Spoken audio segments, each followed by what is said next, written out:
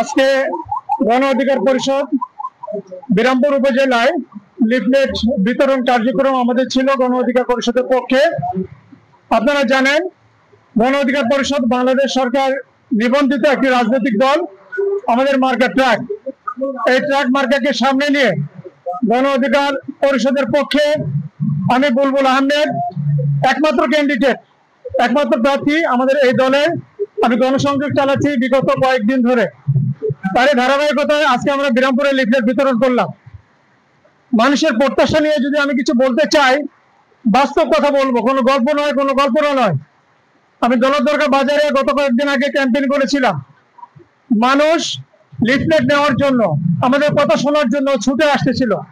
কিছু মানুষকে আমি দেখেছি, আমি চিনি না, আমার দলও চিনে না, কিন্তু এই মানুষগুলো আমাদের অপেক্ষা ছিল যে আমরা কখন আমাদের কার্যক্রমটা শেষ করব। আমরা বুঝতে পেরেছিলাম কেন ওনারা চাচ্ছে। বিলিভ মি, উপরে আল্লাহ আছেন।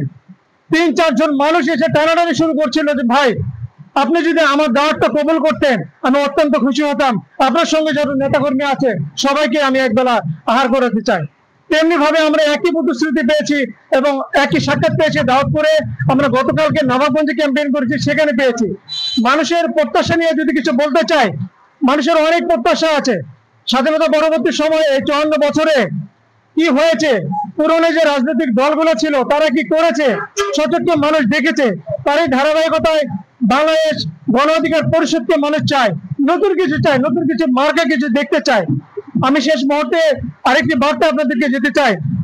গণ অধিকার পরিষদ প্রতিষ্ঠা লগ্ন পরবর্তী সময় আজ পর্যন্ত এই বাংলাদেশে এমন কোন মিডিয়া কর্মী, এমন কোন ব্যক্তি কোন একটা প্রমাণ দেখাতে পারবে না আমাদের বিরুদ্ধে কোনো চাঁদাবাজির অভিযোগ আছে, আমাদের একটা নেতার নামে কোনো ধর্ষণের অভিযোগ আছে, কোনো টেম্পো স্থান, কোনো লঞ্চ ঘাট, কোনো দখলের অভিযোগ আছে। এবং সর্বোপরি আমি বলতে চাই, আমি প্রত্যাশিত হলে পরে এবং এই আসনে আপনারা জানেন অন্যান্য যে দলগুলো আছে তার মধ্যে অন্যতম জামাতে ইসলামী এবং বিএনপি থেকে হেভিওয়েট 2 জন ক্যান্ডিডেট আছে। আমি মিডিয়ার মাধ্যমে আজকে তাদেরকে সম্মান জানাই। আমরা লড়াই করতে নেমেছি, কোনো সহিংসতা করতে নামেনি। আমরা তারুণ্যের প্রতীক, বর্তমান পৃথিবীর জেনজির প্রতীক।